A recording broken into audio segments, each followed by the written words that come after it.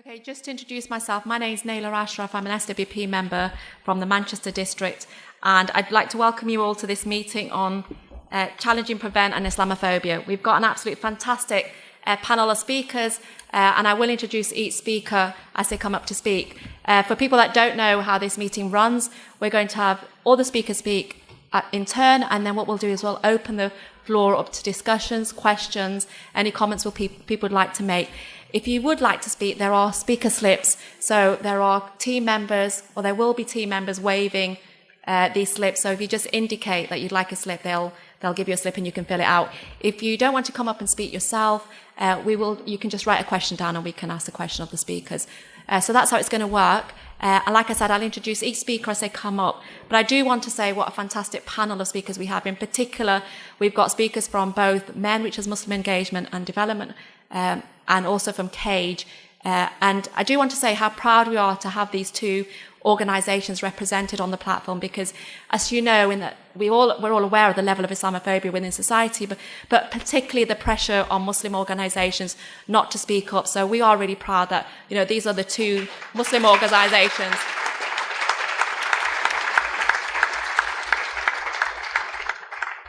I mean, you may or may not be aware about the level of flat they've come under, and they're still out speaking. And so we're really proud that they're here today. So our first speaker is Moazzam Begg. Probably needs very little introduction.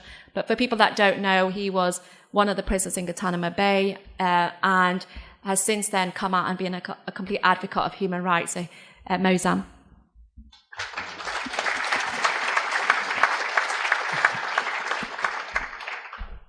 Good afternoon. Assalamu alaikum. People often recognize me as the person who was in Guantanamo Bay, but I'm also a father, and I'm a father of teenagers. And I often say that bringing up and taking care of teenagers is far harder and more difficult than any prison I've ever gone through. And today I brought a couple of those teenagers with me up. They've gone to the Palestine Expo. And one of the things that happened with my kids, when they were really young, they witnessed what happened to their father. In the midst of the night, people stormed into our house in Pakistan, put a gun to my head, put my hands behind my back, shackled my legs, and carried me off into the back of this vehicle, where the CIA were waiting to take me off then to Guantanamo and elsewhere. The kids saw this, but they didn't understand it because they were very young. They were 2, 4, and 6. My eldest daughter did to some degree. She saw that bad people had come and taken her father away, and she was traumatized by it. But the others really didn't know. My youngest was born after I was sent to Guantanamo. But in 2014, I was arrested again under terrorism. And this time, our police force, which have had massive cuts, as we all know, but that didn't stop 150 of them coming to my house, as you do. And they came and they went into all the kids' rooms and took all of their stuff before they took my stuff. And now, of course, the kids were in their later years. They were closer to teenagers. So this time you mess with a bunch of kids who did know what was going on, who did recognize it, and they felt the impact directly, and they saw. So they weren't listening to radical preachers or looking up things on the internet. They just had to experience what happened in their own home. Their fathers arrested for terrorism. But more importantly, they've taken away their devices. So you can't use Facebook or Instagram or Snapchat or any of those things. So you've cut off their ability to be teenagers.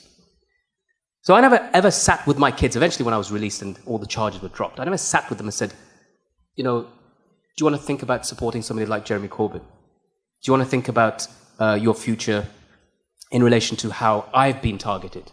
I didn't have to say any of that. They came to their own conclusions, completely, from their experience, but from what they also saw. My son and my daughter, for example, have to think about education fees, university fees, of going into debt of £27,000. Now think about this. You see your young child, you wish to give them everything that you can. You let every drop of blood bleed from your body in order to support them, if you could. Help them get on in life. And yet you see that child who grew up now having to go into debt of tens of thousands of pounds? It's shocking. You think to yourself, what can I give them to help them out of this? So they already come to their conclusions based upon their own experiences in the home and outside. And I was just speaking to somebody here earlier on, that even within the Muslim tradition, we have this view that early Islam as a revolutionary idea to bring people out of a particular set of principles to one that were revolutionary, it appealed to two groups of people, the poor and the young. And the other day I went to Grenfell Tower and I met with some of these young people who were also poor.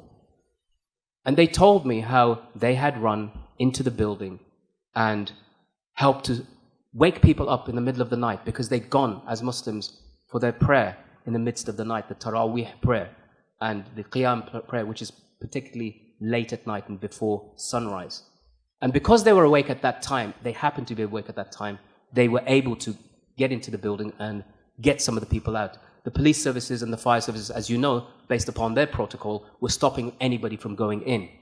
But anybody who didn't listen to the advice given to them that day about staying put was saved. Anybody who took their advice perished. And one of the points that I came across and thought was that Jeremy Corbyn walked into that area and he was greeted by crowds of people. They came and they embraced him and hugged him and said, we need more, we need you to help us more, we need people like you more in politics. As you know, Theresa May walked into that area, or tried to, after completely avoiding that area because of, quote-unquote, security concerns. Security concerns. The Prime Minister had security concerns about going into an area where people had suffered the worst tragedy in recent history that we can remember in peacetime. And eventually, when people did see her, they started to scream out at her, murderer, criminal, coward. She would probably, at that point in Britain, have been amongst the most hated people in the country. And see, so this, to me, was one of the most important comparisons when you look at how people, the poor and the young, they gravitated towards a person. And I remember last year speaking at Marxism and saying that I wasn't particularly connected to any political party on one side of the divide or the other, but I see a man being targeted. I see a man being called a threat to national security. I see a man being called a terrorism sympathizer and apologist. And I think, I've heard that before. Been there, done that. And then I see the Prevent program, which myself, my organization, the National Union of Students, National Union of Teachers, and a whole host of other people, including the United Nations itself, who has said, and I quote, "Prevent isn't stopping extremism, it could be causing it." That's the United Nations' official position on the prevent duty. Now, we understand that the rise of the attacks that have taken place, whether it's been against the Muslim community or whether it's been against any of the community, from ISIS supporters or far-right supporters. Yes, there's a rise of all of this taking place. The question I have for everybody, including the prevent practitioners, is this. You claim that this program has been successful. Then I answer by saying, then how did these attacks happen? More importantly, you've got one of the guys, Khurram Butt, who was one of the attackers allegedly on London Bridge. His brother was working for Prevent. He was a Prevent operative, a Prevent agent, receiving tens of thousands of pounds. Couldn't he have identified his own brother? You had most of these other people, in one way or the other, completely disregard. Prevent didn't even come into the picture. In the case of Salman Abedi, the Manchester attacker, his locality, his mosque and his relatives had reported him to the police.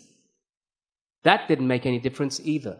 So the questions really are, is this about, if we target and hammer the Muslim community, again under the microscope, under the magnifying glass of Prevent, has it made us safer? The question has to be this. 17 years of anti-terror legislation, which includes 14 pieces, 14 new laws, which include the criminalization of people and imprisonment in the land of Shakespeare for writing poetry. People have gone to prison for writing poetry as an act of terrorism. Despite all of that, despite every war that we've launched, Iraq, Afghanistan, bombing in Syria, drone strikes, and the list is endless.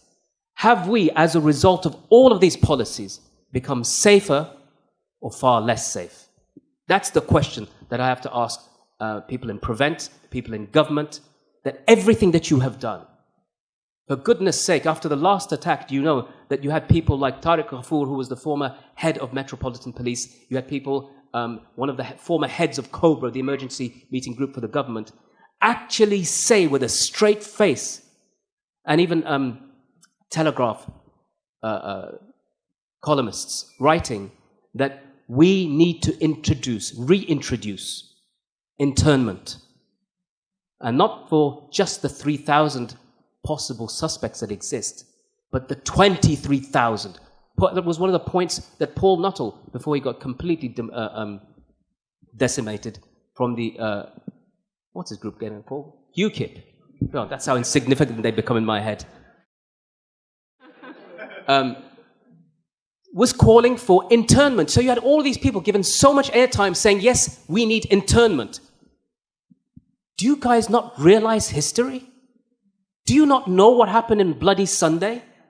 Do you not recognize that 25,000 people were marching on the streets of Derry because some idiot decided to introduce internment, and as a result of internment and then Bloody Sunday, we reaped a whirlwind on the streets of Britain. And in the end, the very same people we thought, okay, we can't communicate and we can't negotiate with terrorists, are the same people we negotiated with the Good Friday Agreement. And that, of course, now, as we know, we've heard from people from within Sinn Féin say that you are jeopardizing that. Think about this. This is hilarious. The Tory government has now made an agreement with the DUP. The DUP will actually be responsible in some aspect or another for determining what is and what isn't extremism. You know, there's, is it Peter Robinson? You see him in one of these videos back in the 80s or the 90s. He's standing there shaking his fist. I'm not going to attempt the accent, but he says, the only way to fix this problem is with a stick of dynamite. That's who we've come into. These are the people who will be talking about the security of Britain. But nonetheless, the final thing I just want to end up with is this, is that we know that the rise of Islamophobia, the hatred and so forth for all of the groups and individuals and people who support Jeremy Corbyn and others has been seen for what it is. They said he couldn't, everything he couldn't do, they said he's done and far beyond. And we need to maintain that type of support. But more importantly, as we see the rise of the far right, we see the rise of the phobes and the haters and so forth, we also see the response to them is not only equal, but far greater. And in the words of many, is that they are few and we are many. Thank you very much. For that, Moazzam. And our next speaker is Azad Ali from MEND. Azad.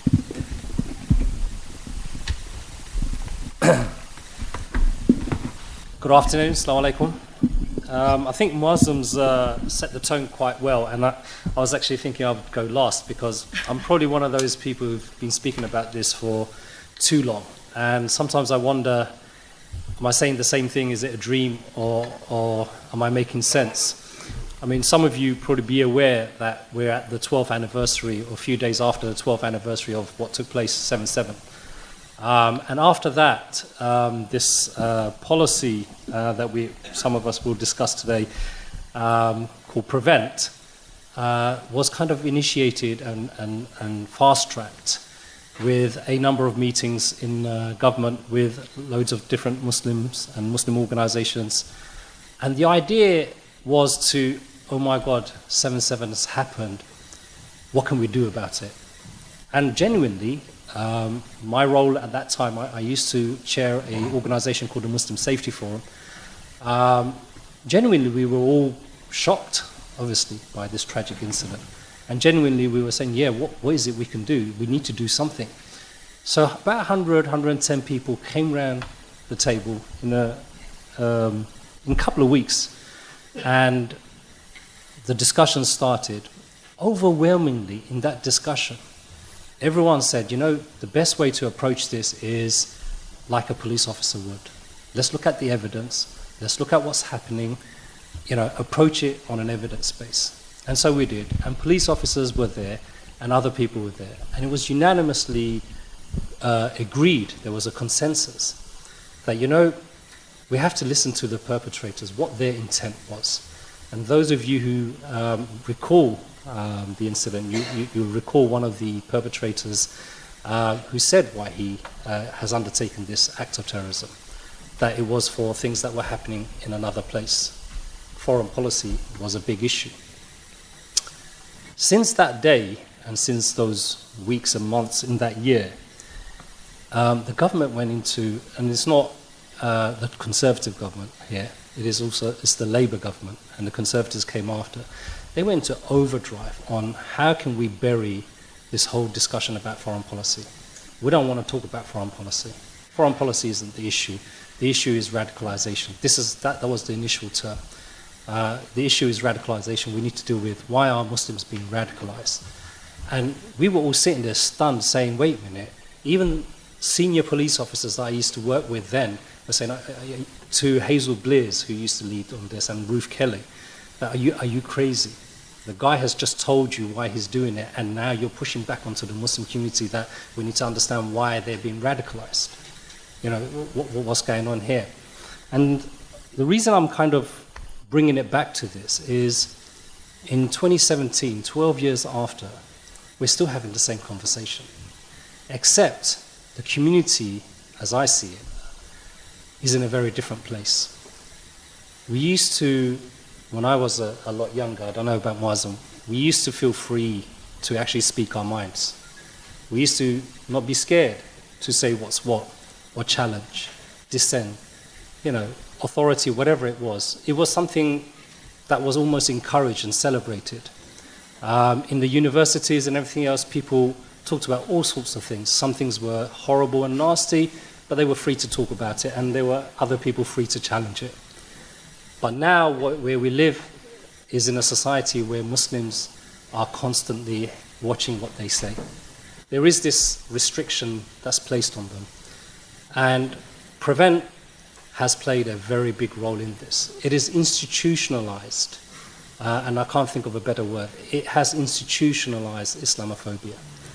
If you look at how Muslims are treated that do not follow a particular line, if you look at organizations, how they treated if they do not follow a particular line, I mean, the term we're starting to use now is professional Islamophobia.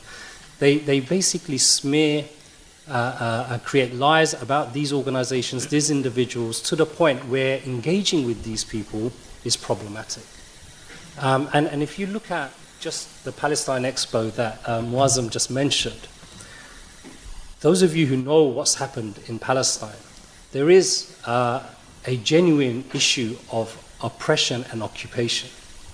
Yet, any Palestinian or anyone who sees this injustice raises the concern about occupation and oppression by the occupiers, they're termed all sorts of things. And that event, it got to the point where on smears, a letter went to the communities minister to shut it down. I mean, we were all secretly hoping that he would actually try to shut it down so we can take him to court and actually overturn it and actually get something in legal precedent. But he realized he was making a silly mistake, and that's why he didn't. But that's where it's got to, where you can't call things out, where you can't say, these people, they're occupied people. There's Tariq Ramadan spoke yesterday, and there's one thing I really agreed with him, which is that there's a lot of us that are looking at Palestine as a humanitarian crisis. It's not. It's a crisis of occupation. Yeah? Everything else follows after that. There's no point in raising all this money and digging wells and all of these things for these people if you're going to carry on and cement the occupation. The occupation is what needs to be dealt with. So same here with the prevent agenda. You know, I actually sat with a lot of the initial people who developed this policy with a blank piece of paper. And the first question I asked them, okay, let's define this. You give me a definition and we can work with this. The Muslim community, by far and large, it is a conservative community, but it is one that actually respects authority and law. It's by nature. The religion kind of teaches that, you know, you can't have anarchy. You know, there needs to be a process and some kind of procedures in place. And I said to them, look, you know, if there's a crime, people will report it. Just define this crime for us. And the first people, the two institutions that said, you know what, it's a silly idea. First one was the Metropolitan Police, and the second one was the Crown Prosecution Service. They both said, we can't implement prevent. It doesn't make sense. It's thought policing. How do we prosecute anyone? We can't do it. So they tweaked the term into violent extremism, because violence you can define. But unfortunately, what we have now has gone back in time, and we're now trying to prevent extremism, and we're trying to de-radicalize people. All of this is having a knock-on effect. And I think, you know, what Naila mentioned at the beginning, that, you know, there are people who are championing and saying these things, but these people are fast becoming a minority. And there's two kind of major requests I have for you guys here. The first is, there are voices in the Muslim community that will challenge it. And the Muslim community, by far and large, is against the prevent policy. But it's going to need your help. The mainstream community has to come and stand in solidarity with it. That's the first thing. Wherever you see voices that are challenging prevent, you have to offer some kind of solidarity in whichever way, even if it's just a letter, I agree with you, or just a note.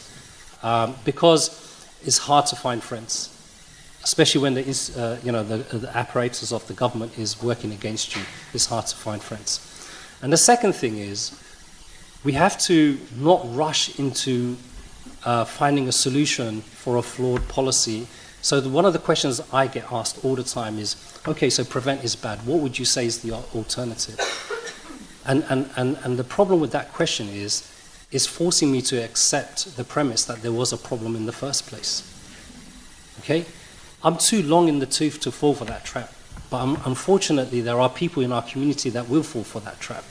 Because, you know, they have not experienced it from day one. They don't see what's going on. So people will try to find a problem to something that wasn't a problem in the first place. So here we need your help. Okay? The issue, if we want to deal with, it's not rocket science. As Moazzam said, we had a Good Friday agreement. Why did we have that agreement? Because you negotiate a political issue. Okay? Terrorism, by and large, is a political issue.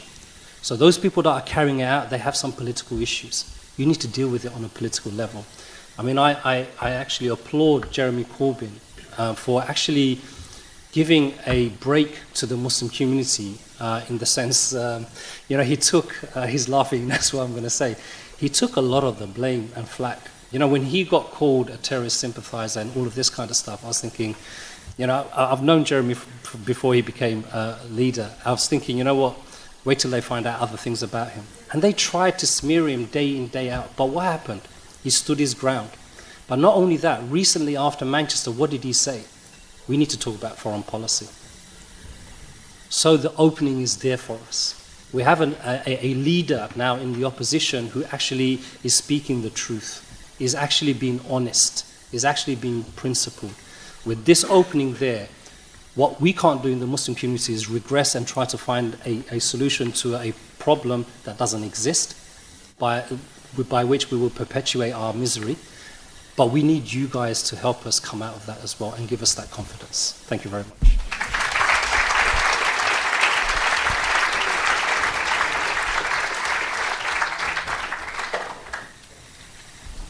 Actually, one of the things I should have said when I introduced Azad is I forget sometimes I've got the pleasure of speaking on platforms with him so often that everyone else has heard this.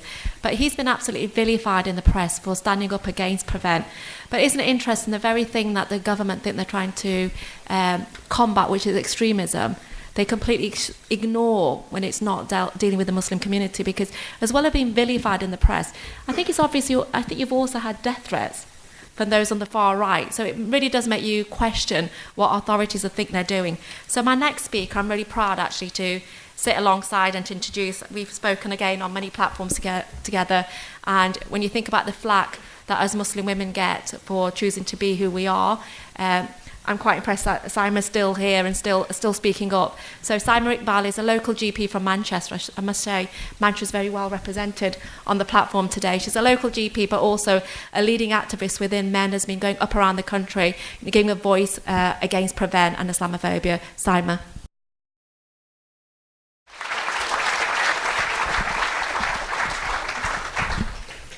Okay, hello. And Assalamu alaikum. I hate following these two. And I said to Naila, I really don't want to follow these two, but that's exactly what happened. They're quite difficult acts to follow. I also have a very strong Manchester accent, and I always say this before every talk. So if you struggle to understand what I'm saying, please wave your arms around, and I'm sure Azad or Moazzam will translate for me. So as Naila said, I've come from Manchester. I'm actually a GP, which is a doctor, up in Manchester, and I work in quite an inner city area in Manchester. And I'm specifically going to speak about the NHS and Prevent, because I think these guys will cover everything else, and I thought I'd just stick to my brief for once. I may go off on a tangent, so just bear with me. Okay, there's a few points I want you to think about when you think about Prevent and the NHS, and I'm going to try and raise them one at a time. There's only 4, you'll be glad to know, because it's quite hot in this room, so I'm not going to drag it out. The first one is the number of referrals. Now, for the NHS, Prevent became a statutory duty in July 2015. And in 1 year, the NHS actually referred 420 patients and staff to the police in England and Wales over concerns that they were at risk of radicalisation, which is on average 35 referrals a month. Now, you might think this is great, we've really got it nailed in the NHS, we're finding all these, extremists or people that are going to become radicalised. But what if I told you that 9 out of 10 of those referrals to Prevent from the NHS were actually found to have no risk of radicalisation after assessment? So surely there is something significantly wrong with the programme for such a large proportion of referrals to be deemed as needing no further action when you compare it to other areas of safeguarding where 37% are compared to need no further action. So you can see the massive discrepancy there. What happens to these patients when they're referred? What support is there? What follow-up is there? What about the stigmatization of being referred to Prevent? Can you imagine being told that you or your child is at risk of radicalization, being referred, and then saying, actually, no, we got it totally wrong, you're not at any risk whatsoever? Do you not think that affects the way these people then behave afterwards, the behavior modification that occurs, the fear that they have? And do you know, if we say it's safeguarding, which is the way that the Prevent lobby are trying to say it at the moment, Prevent is just safeguarding. If it's just safeguarding, the traumatic experience that these people have, especially children, goes totally against safeguarding's primary consideration, which is about the best interests of the person sat in front of me. Because for me as a doctor, safeguarding is always about prioritizing the welfare of the patient that sat in front of me. Whereas with Prevent, the priority isn't the patient, but it's about protecting the state from violent and non-violent extremism. And this is quite worrying when the person sat in front of me is a child. Okay? So that's about referrals. The second point I want to raise is about the doctor-patient relationship.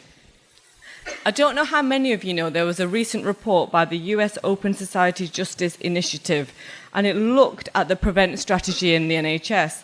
And the report actually calls for the repeal of the duty in both the health and education sectors, because it warns of the threat of the duty poses to the doctor-patient relationship and how it totally tramples confidentiality. I've worked as a GP for 12 years, and I am quite proud to say a patient can come into my room and you can tell me whatever you want, and believe me, I've heard some things over the years. And I will only breach confidentiality if I really need to, as per the GMC, which is the General Medical Council guidance.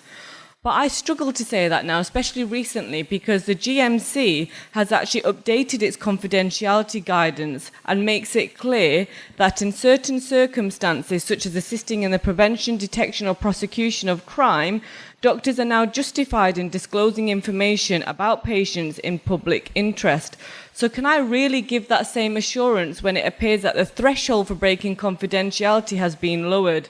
And that's annoying to me as a doctor, because if you're sat in my room, I want you to be able to tell me everything. I don't want any mistrust, because there will be patients out there that aren't disclosing everything and therefore not getting the treatment that they need.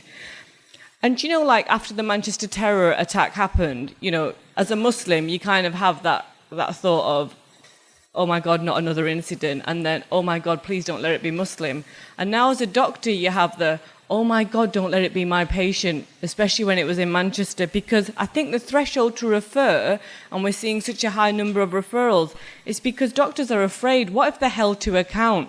What if it's their patient that's committed the act of terror? And what if they end up on the front of the Daily Mail as a doctor that failed to refer someone to prevent? Another aspect of prevent is the demonization of people with mental health problems. You know what? Campaigners have fought for years trying to portray those with to portray that those with mental health problems are not a threat. Individuals with mental disability are far more likely to be the victim of abuse and violence than be the perpetrators. But you've got the videos that are being used by Prevent training continually referring to mental ill health as a potential factor leading to radicalization. Even when violent extremism does involve individuals with a mental health problem, this does not explain the reason or explanation as being why they participated in an act of political terror. So you will find people with mental health problems aren't going to get the help that they need anymore. So that's point number 2. Point number 3 is the RAP training. This is a 2-hour training that you get, whether you're the cleaner in a hospital or whether you're the hospital anaesthetist. And it makes massively broad statements about what constitutes radicalization. Do you know what? We can't predict who's going to be violent, but apparently if you have this RAP training, which is 2 hours long, you can actually pretty much spot radicalization, apparently. And I'm going to so I walked into, we have in our surgery, we have multidisciplinary team meetings, okay? So we look at quite complex patients. We all sit in a room together. You've got the district nurses, you've got Macmillan nurses, you've got the community nurses. So I walked into this meeting. I was running a little bit late from surgery. I walk in and we're discussing a 22-year-old Muslim male with mental health problems, okay? So the whole point of this meeting should be to look at, what his needs are and how we as a team can address those needs. So I walk in and a nurse who I work really well with, she works out in the community, she goes, this was after the Manchester terror attack, she goes, we need to make sure he's not radicalised. So I walk in, I'm already a little bit annoyed from the surgery I've done, sit down, and my partner who I work with just looks down because he knows exactly where this is going to go. And I let her carry on talking, and she goes, yeah, he's young, he's vulnerable. She hesitated from saying he's Muslim because that would have just been the icing on the cake. So he might be radicalized. I said, oh, right, okay, so... And then I thought I have to say something. I said, so what makes you think he might be radicalized? Well, with what happened in Manchester recently, I said, oh, right, okay, so what are you looking for? What are you going to look for? And she said, well, I've had my RAP training, really proudly, I've had my RAP training. Again, so what are you looking for? Well, we need to look for signs of radicalization. I asked the question for the 3rd time. No, seriously, what are you looking for? And she goes, but the things that they've told me on my RAP training, okay, you're really testing my patients now. What are we looking for? Well, on the RAP training, they said to me, he might have a black and white flag up on the in his living room when I go to visit him. And this is no lie. This is what she said to me in a meeting.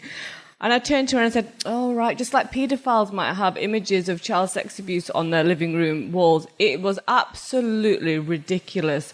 But this just shows that this lady, who is a frontline member of healthcare, who is going to go into people's homes and, try and help them, this is what she's walking into this home with, these views. And it shows how a little knowledge is a very dangerous thing, especially when you can't interpret that knowledge. I've got 3 minutes. I'm going to whiz through it. Right, the last point. Do you know when you go to med school and you train as a doctor, they keep throwing this thing at you. It's got to be evidence-based medicine, and you've got to reflect on your work, and everything has to be evidence-based. The nice guidance is evidence-based. So why is it that why are we using the ERG22 plus tool, which is based on flawed science, trialed on approximately 20 convicted offenders, and it's used as part of the screening tool to assess for signs of radicalization? What happened to evidence-based there? Yet it's being applied to the whole population, including my patients. What happened to clinical governance? What happened to auditing? All other areas of safeguarding are really transparent, and we do clinical audit and we ensure we're doing best practice. Why isn't the same being done for prevent referrals? Because they affect my patients. They should be subjected to the same level of scrutiny as all other areas of safeguarding. Safeguarding already existed, and it identified vulnerable individuals. When a few weeks ago a patient came into the practice and said he wanted to behead someone because he'd seen ISIS videos, I didn't need prevent. You pick up the phone and you say to the police, I have an issue here, there's a patient who wants to do this. As referrals continue to rise to prevent, how are my colleagues' personal biases not impacting on their judgment to refer? What are the implications of prevent on doctors who become more religious or hold political views like I do? It won't stop me speaking out on prevent and voicing my concerns, and I will continue to refer to safeguarding like I've always done. Last 2 points. I've got a duty of care to all my patients, okay? Their care, their dignity and safety is my first concern, whether they are Muslim or non-Muslim, okay? It isn't just an issue of training. And when people say to me, oh, look, we've got more referrals from the far right to prevent now, it's all okay. It's not all okay, because as a doctor, I don't want Muslim patients to have this inherently flawed statutory duty applied to them any more than I want it applied to the white community. Don't get me wrong, and this is purely for the reporters in the room because I don't want to make any more front pages, okay? I do not want to be blown up whilst I'm shopping at Trafford Centre, and I don't want my boys to join ISIS any more than anybody else does, okay? But until we start having the honest discussions, like Azad Ali said, and like Moazzam have said, and we talk about foreign policy, things are not going to get any better. Until we start listening to the people, not just myself, I'm not just blowing my own trumpet here, others who are speaking out against prevent, things are not going to get any better. You can't continually try and silence people that are critical of prevent. It's clearly not working, and as Azad said, we need your solidarity, so when we speak out as one. Thank you. Thanks for that. Quite shocking when you think about what your GPs are meant to be doing, what they're being asked to do. Now, our final speaker is Ameen Hadi. He's a member of the SWP and also a Unison activist. Ameen. It's hard for me this because I'm used to standing up, so rather than sitting. Off its stand. No, I'll leave it as this. No, I'll leave it as this. I'll lean over it. It'll be fine. No. That reminds me of going to Glastonbury once. There was a guy called, there was some band called Enid, and they used to speak from a lectern, and he looked like Moses. He used to frighten the hell out of me. I'll be okay. I'm speaking to this. Right. Okay. Prevent. Well, look, it's an honour to be on this platform, first and foremost, with these people who stood out and fought against prevent. And, it requires, as they've said, all of us to be involved in this struggle to see the back of it. I think the point's been made quite clearly that really the whole idea of prevent is to institutionalise Islamophobia by government legislation. Why have they done that? And they started with a milder version of prevent, but they started with it, went with the war on terror. That's where it started, first and foremost.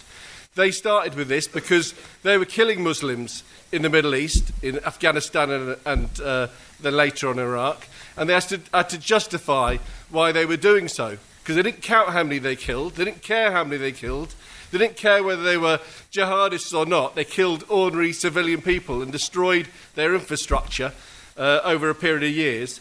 They did so, and how do you justify doing that? How can you justify the killing of people on that scale? And therefore you have to say that somehow these people are different to us. They have different value systems, they have different beliefs, that they somehow don't think the same as we do. And that's the logic that meant that they had to define an enemy at home as well. They had to define Muslims at home.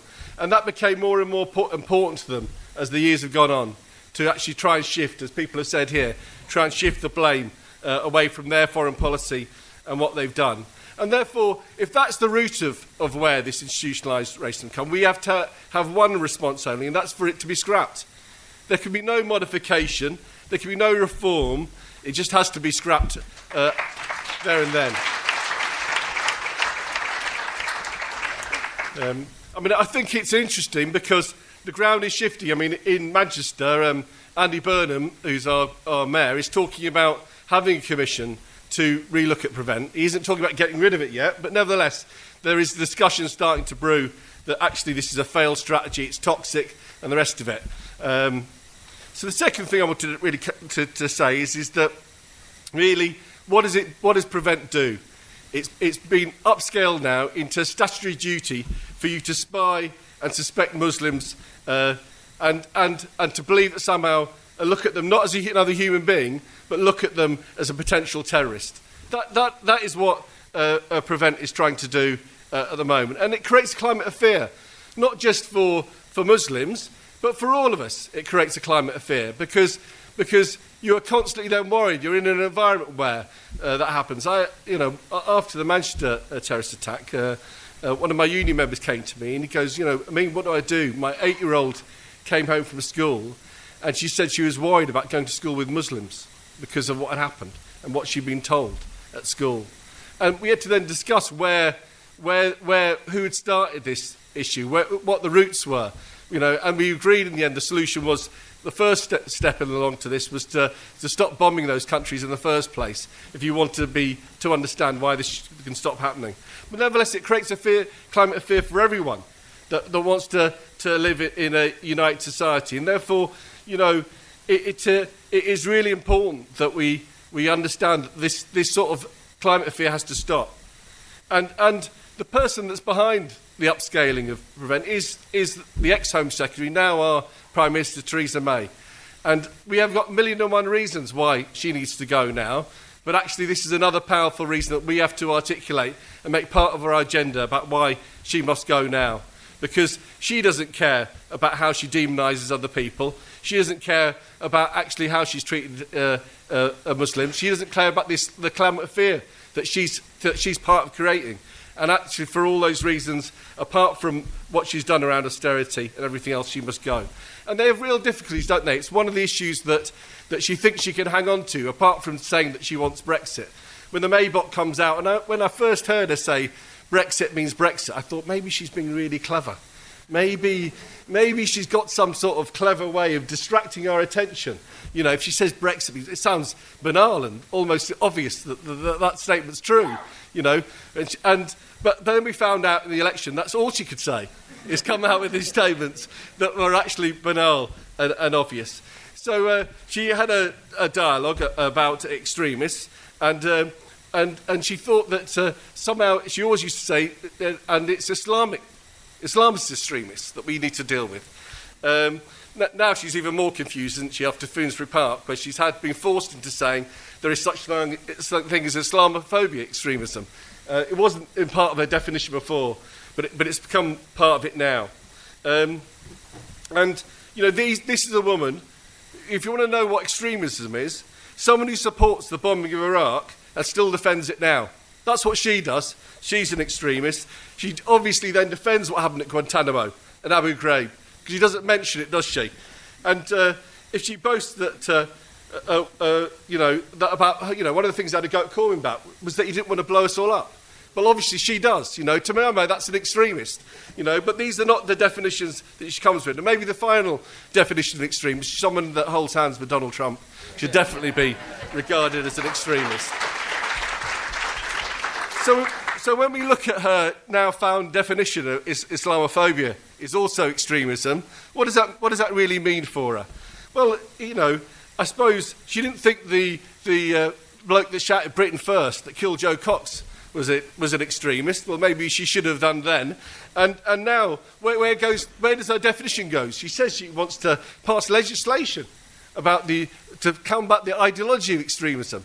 Now, which extremism is she talking about? If there are 3,000 jihadists, as she pretends they are in Britain, well, how many are there right-wing racists that could kill one of us tomorrow in Britain at the moment? That throw acid in people's faces, that are willing to attack people on the street because of their religion or the colour of their skin. What's she doing about those people? What would she do about that? I think very little when it comes down to it. Finally, in terms of British values, this really makes me laugh. British values that somehow it's every despot that she wants to do a deal with across the world, including Saudi Arabia and the like, are somehow that's part of our British values, isn't it? That's part of our raping of the rest of the world, that somehow that's okay to do. And then if you don't like what the report says, you can suppress it. So no one has to read it to find out what she's done. Well, they may be part of the British values, but I don't want any part of it. I was always proud to fail Norman Tebbutt's cricket test. I'm still proud not to say that I am a minister of British values today. Yeah, I'll wrap up. Finally, I just want to say a few things that we need to do out of this. I think if they do come with an extremism, if she does last that long, that Amber Rudd stands up and says that she wants to pass some sort of extremism bill, we have to be at the forefront of opposing that bill and making sure that it does not happen. We can win this battle. I think that what Moazzam referred to, the change of spirit that exists at the moment, actually I think there is a change of spirit. In the same ways that Grenfell symbolised people didn't want to put up with austerity anymore, and the election reinforced that view afterwards, I think people don't want to put up with racism anymore either. I think the Finsbury Park attack actually signalled a step change for us. I think this is an argument we can win with our fellow workers, within our unions, because it was funny, Theresa May talked about, she was worried about the human rights legislation was making it, public workers in particular, were making it easy. Well, actually, public sector workers don't want to prevent many of them. Many of them don't understand what they're being asked to do. They know that it's creating a climate of fear. They don't agree with what's been doing. And so that's why it's so important that the NUT, the UCU, I know within my region of Unison, we've all said that we want it scrapped, because we can see where this Islamophobia leads. We saw what happened to the Jews in the 30s. This is the same challenge that faces us today. We have to be willing to meet that challenge. And trade unionists understand what fascism can mean. If you look over what's happening in France and elsewhere, we can see the dangers of what could happen as the economic crisis makes things even worse. So therefore, we have to oppose every racist attack. Wherever it happens in the country, we have to be there organising a response. We cannot rely on the police to do that for us. The police will often be a part of the problem, not part of the solution. You can go back to Stephen Lawrence and before that to see that they're not really interested in respecting black people's rights or Muslim rights. And therefore, we have to show ourselves as communities that are willing to stand up to it. And we also have to recognise that actually, for socialists, we want to see an end to racism and that sort of society. Jeremy Corbyn offers a hope that we can start to fight for that better world. Thank you. And while you make your way to the front, I'm just going to read out a question someone's put in. To what extent do you agree that in the recent acid attack has been the other way round? There would have been enough money to send someone. Oh, I think the question is around what do we think about the acid attacks, and if it had been carried out by a non-Muslim, what would be the reaction and the money spent on finding the people that had done this? I think that was what it was. Penny, go on. Hi. I think we've got a special responsibility in education to challenge the Islamophobia and the racist bullying that's going on in our schools and colleges, because so many Muslim parents are saying to their children, don't discuss your religion when you get to school, and that is absolutely wrong. we managed, I mean, we really rejected the idea that our colleagues and our students would be turned into suspects. And this is, remember that Prevent is supposed to be dealing with pre-crime thought, like something out of a Minority Report if you're into sci-fi. What are the signs? Anyone who's influenced by older people or the internet or has fallen out with some members of their family or is aggrieved with someone at work, like their manager, or has alcohol or drug issues. Is there anyone in this room that doesn't tick one of those boxes? And I think I personally tick all of them, to tell you the truth, right? And I think our management in Edinburgh College, they did try to introduce Prevent training on the back of safeguarding. We all want to keep our students safe, but we also want to and have to keep a safe space, an academic space where people can raise their issues and be challenged in raising those issues if necessary. So what we did when we heard that they were going to bring in Prevent training, we called mass meetings on all of the campuses. Bloody hell, that went quickly that time, didn't it?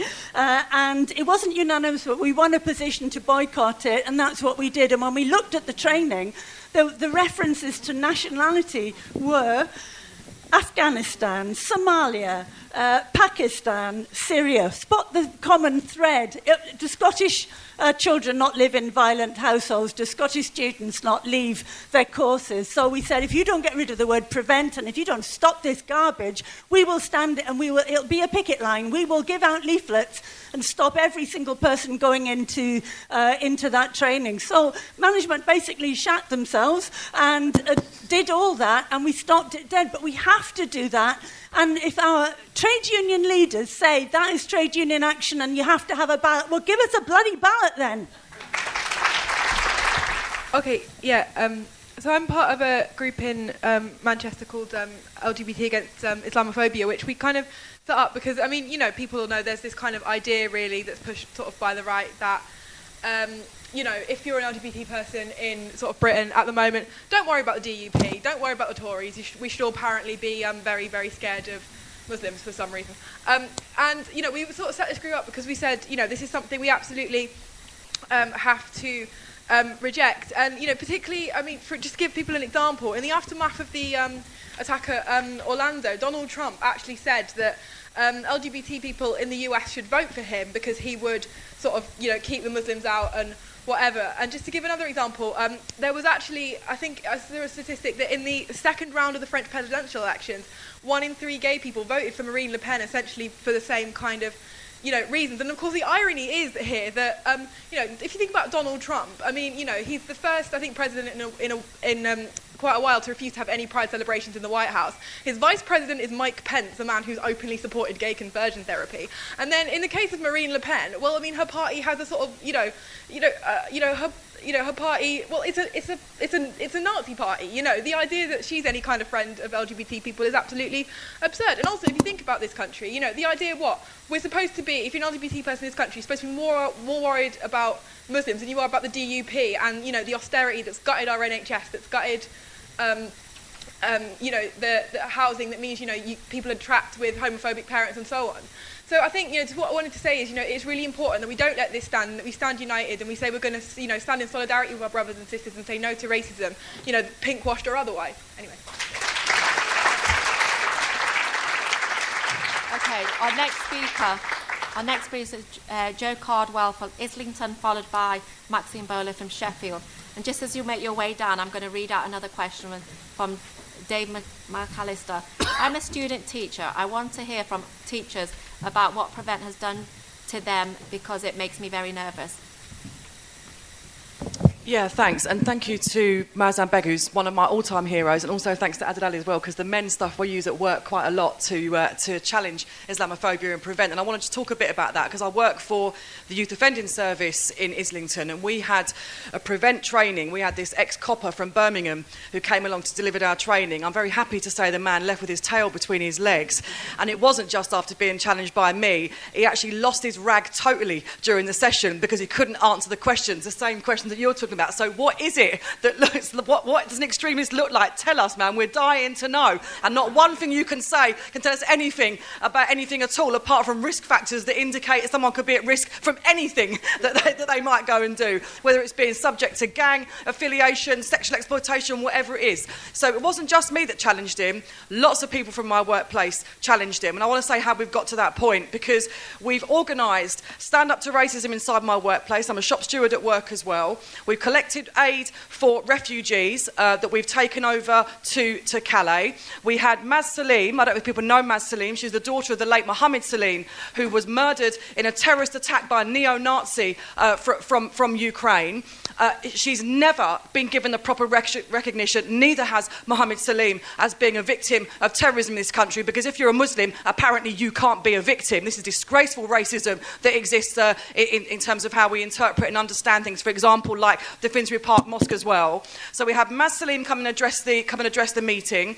We found out then from a number of our Muslim colleagues that actually they were also avoiding, for example, going to certain prayers at the mosque because they were feeling under threat from people locally as well. So we made a real concerted effort to make sure that prevent posters, anti-racism posters, they're all over our workplace. We demanded of our management that they produce stuff around how people report hate crimes for our young kids who we work with and so on, without having to go to the police because they feel targeted by them as well. So we made sure it was a workplace issue.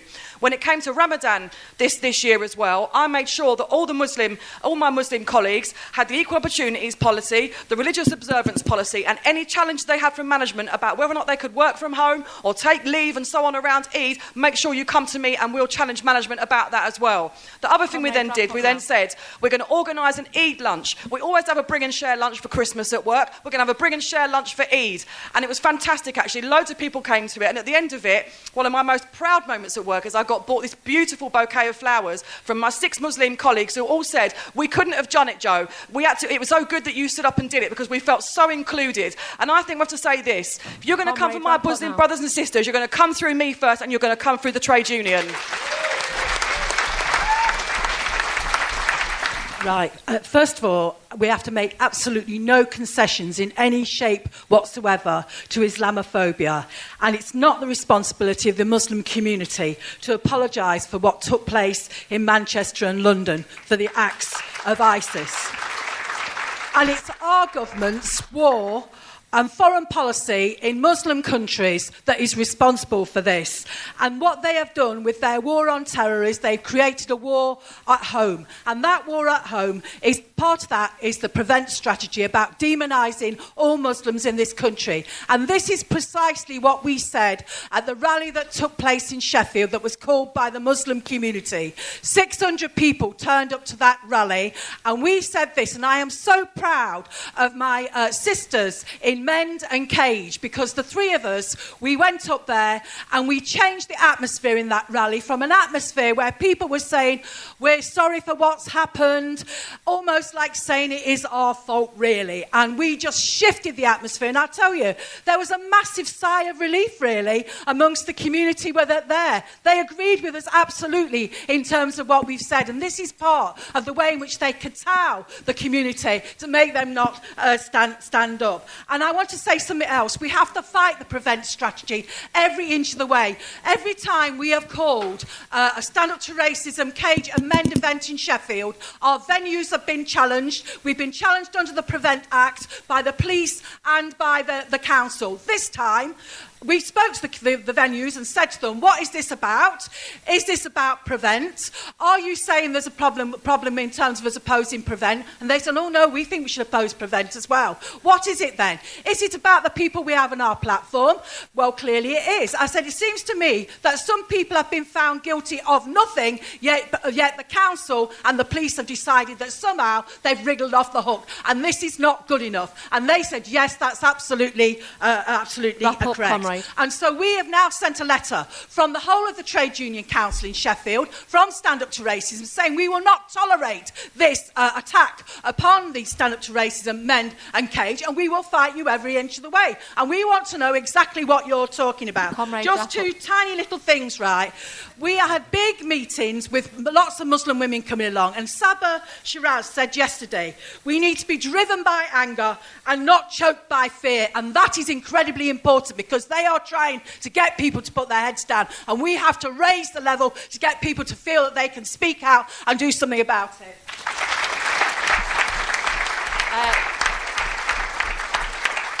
Next speaker is Simon Murch from Sheffield, and after that, Wayman Bennett. Is Simon here?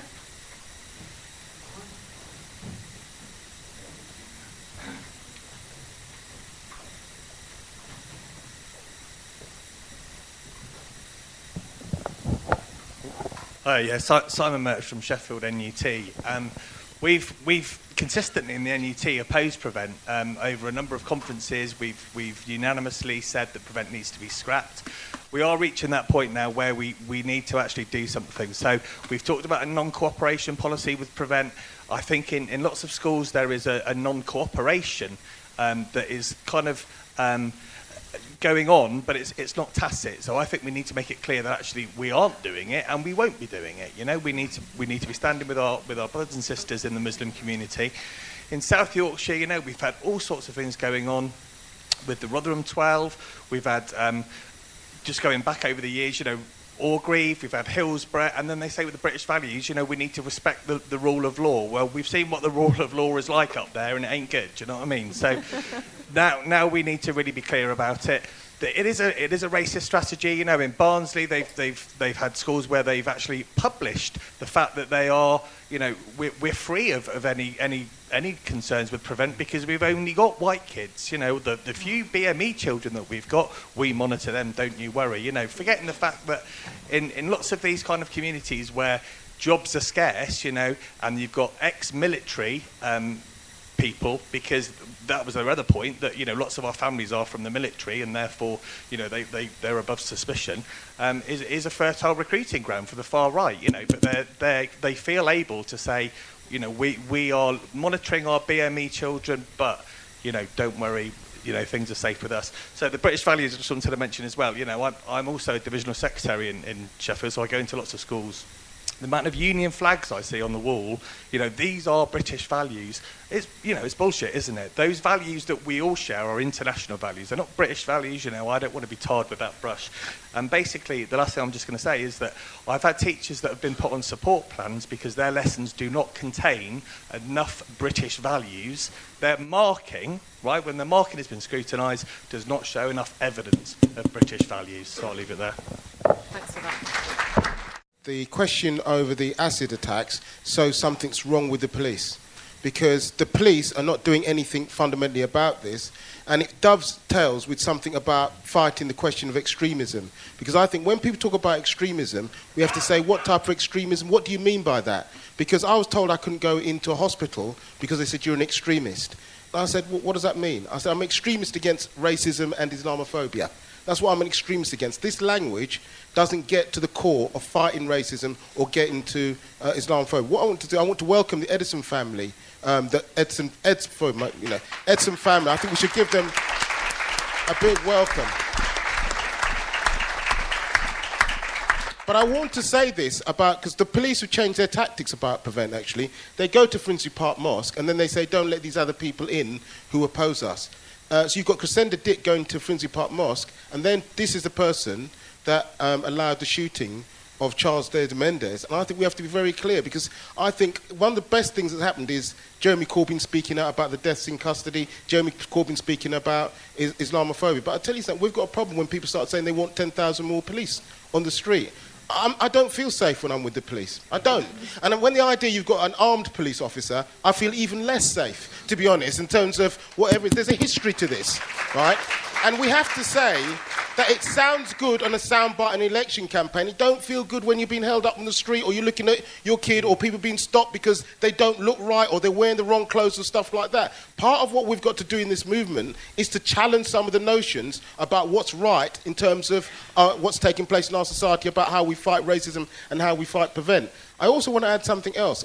I think that we have to go to the Tory party conference. On the Tory party conference last year, Amber Rudd made a racist, Islamophobic speech at that conference. In fact, it was referred to the police.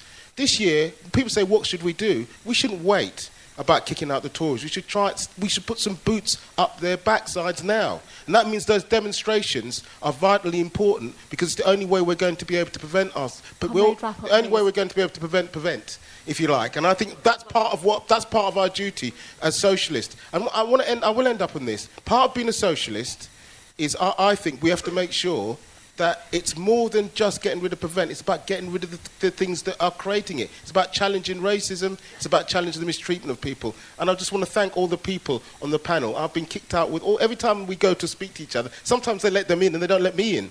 And I just think that it's a testament to the fact that they've carried on fighting. I'll stop there.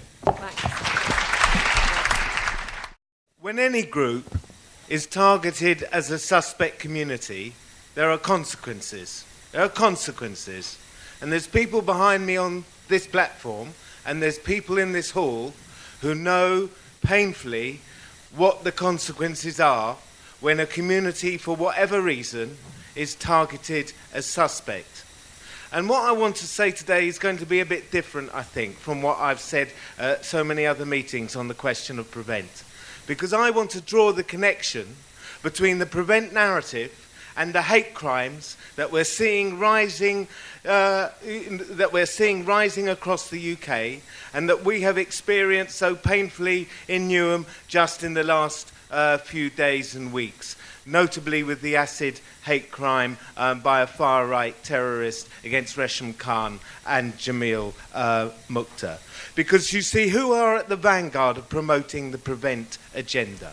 It's the same vile newspapers that fill their front pages with the Muslim hate that fuels the hate crime and the murders of Mohammed Salim, of Joe Cox, the acid attack, and others. There's a connection between the two. And it's a connection that now we have to do something about it. You know, there's a soft sell narrative to prevent, which says, yes, but in our school, in our borough, we also attack right-wing extremism. I'm sorry. There's a phrase, the iron fist in a velvet glove. And that is what it is. It doesn't, because the corollary is that if it's only the interpretation of Islam that's wrong, not all Muslims, this is part of the soft sell, I'm sorry, where do you find that interpretation? It's the Muslim community as a whole that harbours the wrong interpretation, so they're all suspect. At the end of this meeting, we're going to be selling this pamphlet. I'd like everyone who hasn't got one to buy it, but more importantly, we'll have order forms, because we want to produce a new print run for September so that every college, school, public workplace can order these books, and we'll start to take it on. We don't just want meetings, we want to root the Prevent project up from its roots on the ground. Because the next meeting I'd like to go to on Prevent should have a different title. How we beat the Prevent agenda. Thank you. And now, bringing back the speakers one at a time. Azad. I think I don't really have anything more to add. I think the time of speaking is over. I think we shouldn't regress, meaning Prevent actually is failing. The policy is failing to take shape, and we shouldn't forget that. And the opening is there for us to actually do what Rob says, is hold the next meeting and say how we beat Prevent. And that's the basis we should operate. And I think, it's really good to hear some of the stories, some of what the teachers are doing. We need to get that more out in the public. So if there's a way you guys can share that information with us, we're very happy to get it in public. And that's what's going to embolden and empower the community.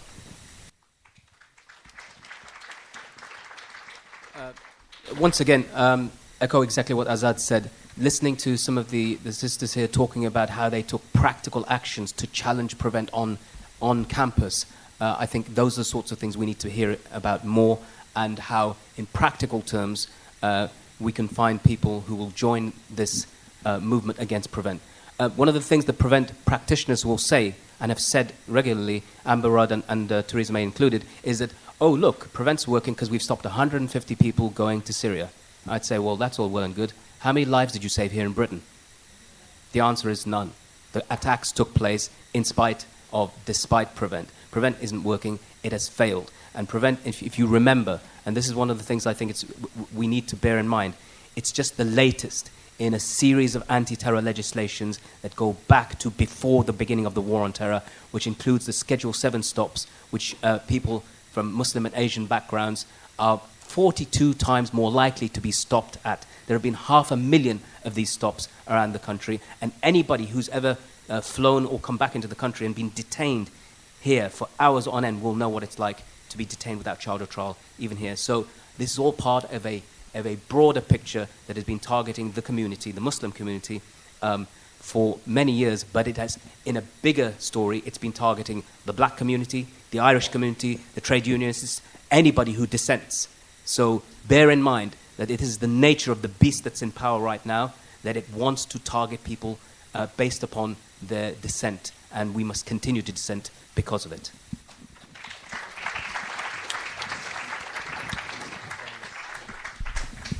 Just, briefly mention, there is a very important case coming up in court in September.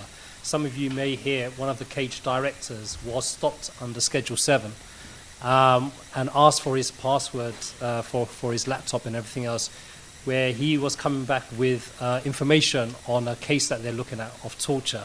And as we know, many of the cases of torture does have state implications. So for the state to be able to force something like that out of people investigating their torture is unacceptable. So I hope you will, what's the website? It's password privacy. Password privacy. I hope you Pass with privacy. If you do Google that, and please show your solidarity. The case is coming up in September. It's a very important case we need. Not for Rabbani refusing to give his password, but more importantly, the issue of privacy and that principle. So I hope you will Google that and support it. Okay, I didn't know that you were going to come back to me for a few words, so I'm going to kind of wing it. But I think the one message I'm going to say is racism and hate is like a house fire, and if we don't put it out now, it's going to spread from one room to another to another. So I think the overwhelming message of solidarity is an important one to take. And I don't want you to underestimate the impact of you all sitting in this room has to people like me. I do get attacked quite a lot by different people for speaking out, but the reason I keep going is genuinely, and as cheesy as this might sound, is because of people like you who sit in this room, who march, who protest, who give me the strength to do what I do. Because I think Moazzam said in a previous talk, courage breeds courage, and that is genuinely true, and that's what you guys give to me. So please do support us, and we need more non-Muslim voices. Do you know Islamophobia isn't just a Muslim issue, it's a societal issue, so we actually have to work together. So I just want to say thank you to you guys, really, for coming today. Thank you.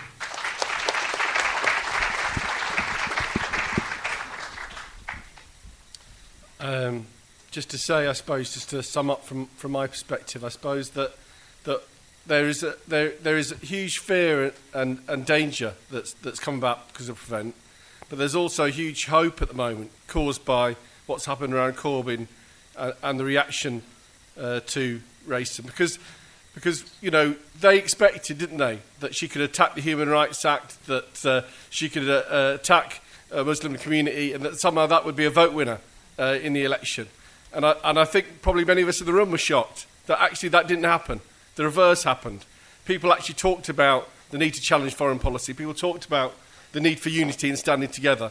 I've never heard of Ariana Grande, I've got to say. But actually what came out of it, I know, I've lived a sheltered life, but what came out of it was that actually that idea of unity, of purpose between human beings that actually had a common experience, that was the overwhelming message that came forward. Not one of the division that she wanted to spread, which people rejected at the election.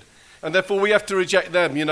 As Wayman said, Amber Rudd, 2 years ago when she spoke in Manchester, she made a plea to say that she wanted to create lists of foreign workers. This is smack of something that we remembered in the 1930s. So she could identify what foreign workers were in Britain.